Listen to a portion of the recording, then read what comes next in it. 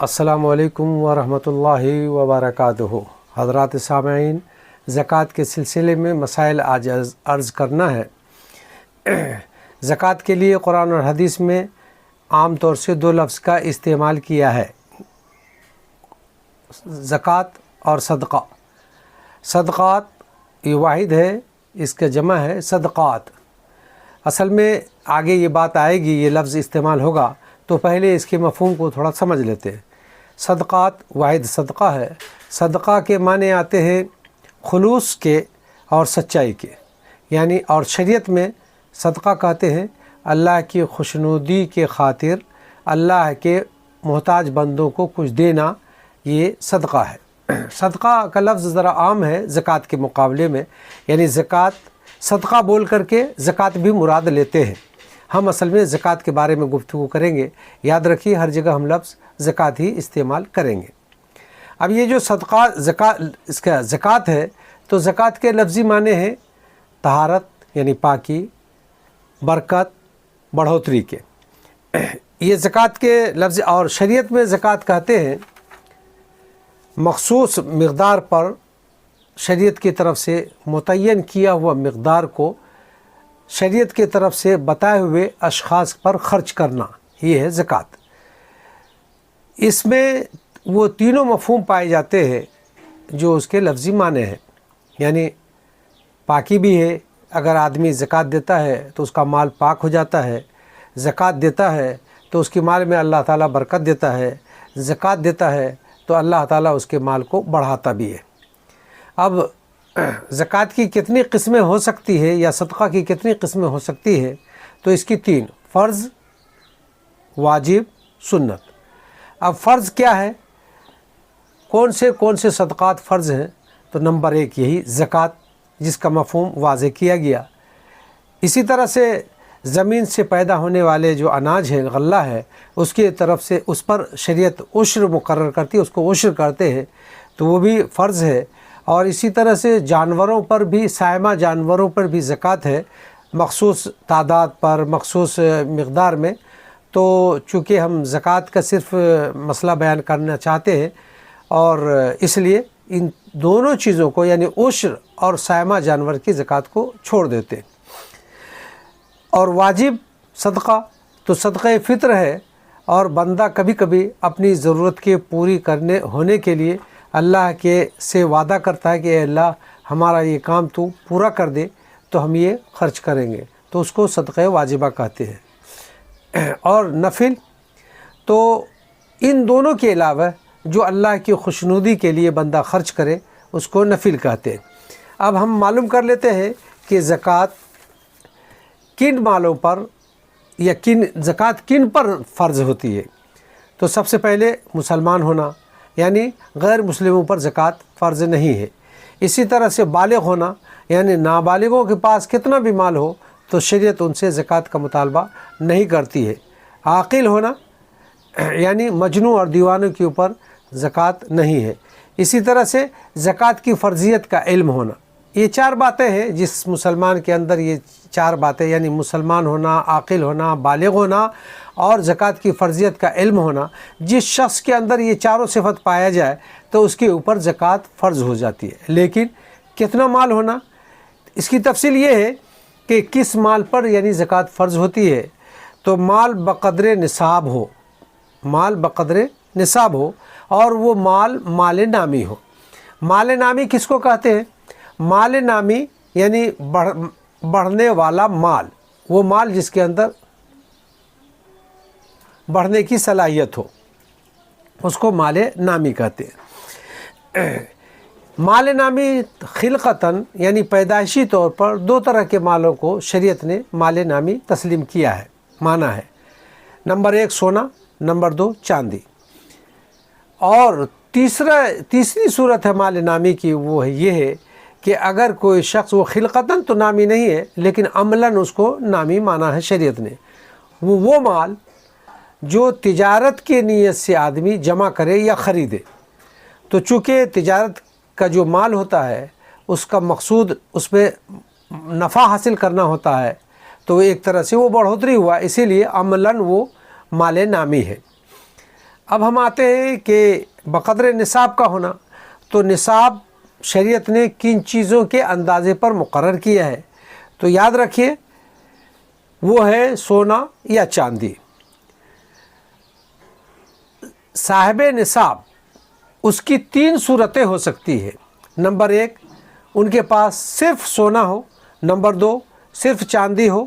Number 3، نہ سونا ہو نہ چاندی ہو بلکہ اس کے پاس تجارت کا مال ہو۔ اب یہ تینوں کو الگ الگ سمجھ لیتے ہیں۔ اگر کسی کے پاس صرف چاندی ہے تو 52.5 تولہ چاندی ہونا ضروری ہے، یعنی اگر کسی کے پاس 52.5 تولہ چاندی ہو، سونا اور مال تجارت نہ ہو تو وہ شخص صاحب نصاب ہو گیا، اس کے اوپر زکوٰۃ فرض ہو گئی۔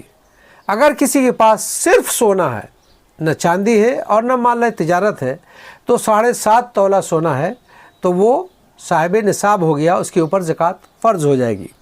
اگر کسی کے پاس نہ سونا ہے نہ چاندی ہے لیکن مال تجارت ہے، تو مال تجارت جب ہے تو کتنے پر وہ ہوگا؟ تو اس میں یہ دونوں چیزیں یعنی سونا اور چاندی، اس میں سے جو چیز سستی ہو، ارزل اس کو بولتے ہیں، سستی ہو یعنی کم قیمت والی ہو تو پھر اس کی قیمت لگائی جائے گی۔ یعنی آج کے دور میں جیسے چاندی سونا کے مقابلے میں کم قیمت کی ہے تو 52.5 تولہ کی چاندی کی قیمت معلوم کی جائے گی۔ 52.5 تولہ چاندی کی جو بھی قیمت ہو، اس قیمت کے بقدر اگر مال تجارت پہنچ گیا ہے تو وہ آدمی صاحب نصاب ہو جائے گا۔ اب اگر کسی کے پاس یہ تینوں چیزیں تھوڑی تھوڑی ہوں تو پھر کیا کیا جائے گا؟ تو اس میں بھی قیمت کا اندازہ لگایا جائے گا، یعنی چاندی کی قیمت کا، یعنی 52.5 تولہ کی چاندی کی قیمت کے بقدر سونا جو اس کے پاس ہے، چاندی اور مال تجارت، یہ تینوں کے مجموعہ کی قیمت 52.5 تولہ چاندی کی قیمت کے بقدر پہنچ جائے تو وہ صاحب نصاب ہو گیا، اور جب صاحب نصاب ہو گیا تو اس کے اوپر زکوٰۃ گویا فرض ہو گئی۔ یہ 2 چیز بتائی گئی، ایک تو بقدر نصاب کا ہونا مال، اور دوسرے وہ مال نامی ہونا، اور تیسرا شرط یہ ہے کہ اس مال کے اوپر ملکیت تامہ ہونا۔ ملکیت تامہ کا مطلب یہ ہے کہ بعض وقت ایسا ہوتا ہے کہ آدمی مالک تو ہوتا ہے لیکن مال اس کے قبضے میں نہیں ہوتا، تو یہ ملکیت تامہ نہیں بلکہ ملکیت ناقصہ ہو گئی۔ مثال کے طور پر کسی شخص نے اپنا مال کسی کو بطور قرض کے دے دیا، تو مال اس کی ملکیت تو ہے، اس مالک تو ہے وہ اس مال کا، لیکن اس کے قبضے میں نہیں ہے، تو اس کو کہا جائے گا کہ ملکیت تامہ نہیں ہے، اس کو وہ مکمل مالک نہیں ہے۔ تو شریعت ایسے مال میں بھی زکوٰۃ کا مطالبہ نہیں کرتی ہے۔ اور چوتھی شرط یہ ہے کہ وہ نصاب جو ہے وہ ضرورت اصلیہ سے زائد ہے۔ اب ضرورت اصلیہ کی زائد دوسرے کیا ہے تو وہ دوسرے عنوان سے اس کی تھوڑی تشریح کریں گے۔ اور 5ویں شرط یہ ہے کہ وہ نصاب جو ہے قرض سے خالی ہو، یعنی اس کے اوپر جو صاحب نصاب ہے اس کے اوپر قرض نہ ہو، اتنا قرض نہ ہو کہ اگر اس نصاب میں سے وہ قرض ادا کرے تو بقدر نصاب سے مال گھٹ جائے تو پھر اس کے اوپر زکوٰۃ فرض نہیں ہوگی۔ تو مال جو ہے قرض، وہ نصاب کا مقدار کا مال وہ قرض سے بھی خالی ہو، فارغ ہو۔ اور 6ٹھی اور آخری شرط یہ ہے کہ اس مال کے اوپر 1 سال گزر جائے۔ تو یہ 6 شرطیں تھیں، اس 6 شرطوں جب پوری ہوگی تو اس کی شخص کے پاس اس کے اوپر اس مال پر زکوٰۃ فرض ہو جائے گی۔ اب ہم نے یہ عرض کیا تھا کہ چوتھی شرط میں کہ نصاب ضرورت اصلیہ سے زائد ہو۔ اب ضرورت اصلیہ کو 11 گویا شعبے میں یا 11 اس میں کیٹیگری میں یہ کیا گیا ہے، اس کو ضرورت اصلیہ کہتے ہیں۔ وہ کون کون سے ہیں؟ تو آپ اس کو اگر عنوان دینا چاہیں تو ہم عنوان دے سکتے ہیں، یعنی وہ مال جس کے اوپر زکوٰۃ فرض نہیں ہے۔ نمبر 1، رہنے کا گھر۔ رہنے کا گھر، اس کی تفصیل فقہاء نے لکھا ہے کہ کسی کے پاس ایک گھر ہے جس میں وہ رہتا ہے، اس کے علاوہ بھی اس کے پاس گھر ہے، 2 3 4 5 6, 7, 8, 9, 10 मकानात है उसके पास, और उन मकानों को वो किराए पर लगाता है और उस किराए से हासिल शुदा रकम से वो अपनी ज़रूरियात ज़िंदगी को पूरी करता है। तो इस तरह के मकानात कितने भी हों तो उसके ऊपर उस मकान की कीमत पर ज़कात फ़र्ज़ नहीं है। अलबत्ता उस मकान से जो मुनाफ़े हासिल हुए, जो किराया हासिल हुआ, वो ज़रूरतें ख़र्च करने के बाद अगर बच जाए तो फिर उसको बक़द्र निसाब में शामिल किया जाएगा और उसके ऊपर ज़कात फ़र्ज़ हो जाएगी। तो गोया रहने का मकान और रहने के मकान के बारे में ये थोड़ी सी तफसील आ गई कि मकानात ज़रूरत कितनी भी हो तो उसके ऊपर ज़कात नहीं है। इसी तरह से इस्तेमाली कपड़े, पहनने के कपड़े, ओढ़ने के कपड़े, बिछोने के कपड़े और दरवाज़ा और खिड़की के पर्दे वगैरह, ये सब उसमें दाखिल है। गर्मी के कपड़े और ठंडी में ओढ़ने के कपड़े, ये सारे जो जितनी भी कीमत के हो उनके ऊपर ज़कात फ़र्ज़ नहीं है। इसी तरह से तीसरे है घर के साजो सामान। घर के साजो सामान में पकाने के बर्तन, फ्रिज, कूलर, वॉशिंग मशीन, घर में लगे हुए एसी वगैरह, तो ये बरतने की जितनी भी चीज़ें हैं घर में, ये सारी चीज़ों पर किसी पर भी वो कितनी भी कीमत की हो ज़कात शरीयत फ़र्ज़ नहीं करती है।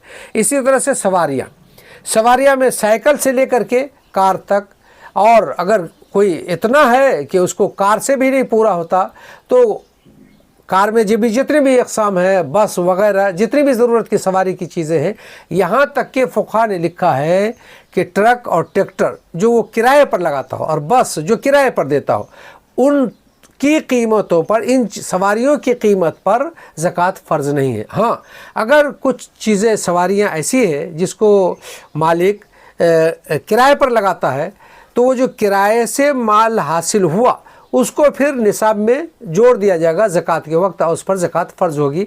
इन चीज़ों की कीमतों पर ज़कात फ़र्ज़ नहीं है।